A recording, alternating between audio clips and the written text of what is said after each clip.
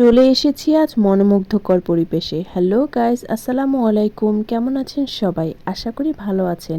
আজকে চলে আসলাম এক সুন্দর রাজ্যে, যেখানে আছে মনোমুগ্ধকর ফুল গাছ, বিভিন্ন রকম পাতা, এত সুন্দর বাহারি সব পাতা, যেটা দেখি সেটাই কেন জানি ভালো লাগে। তবে আমরা যেদিন গিয়েছিলাম হঠাৎ করে যেতে যেতেই বৃষ্টি নেমে গেল, তারপরও খুব ভালো লেগেছে। ঝিরিঝিরি বৃষ্টি, তার মধ্যে এত সুন্দর ফুল গাছ। তবে সব ফুল গাছের মধ্যে এই ফুল গাছটা একটু বেশি সুন্দর ছিল, তাই না? আর এখন যে সাইডটা দেখছেন আর এই সাইডে ছিল সব ধরনের ফল গাছ। দেখুন ওইখানে কত বড় বড় আম ঝুলছে গাছে। তবে আমি এখানে অনেক নতুন নতুন ফুল গাছ দেখেছি। দেখুন এই একটা নতুন গাছ, এই গাছটা আমি কখনোই দেখিনি। এখানে অনেকগুলো গাছের নামই আমি জানি না, আপনারা যদি জেনে থাকেন অবশ্যই কমেন্ট করে জানাবেন। তো ফুলের রাজ্যে এসে আমি আবার একটু ঢং করে নিলাম।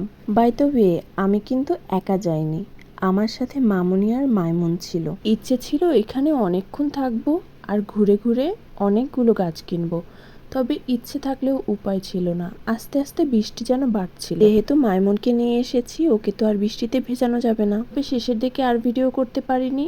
এই যে দেখুন, এই 3টা গাছ কিনে নিয়ে এসেছি। একটা রঙ্গন গাছ, একটা কাঠগোলাপ গাছ আর একটা জবা ফুলের গাছ। তবে এই জবা ফুলের কালারটা কিন্তু অনেক বেশি সুন্দর ছিল। আজ এই পর্যন্তই। আল্লাহ হাফেজ।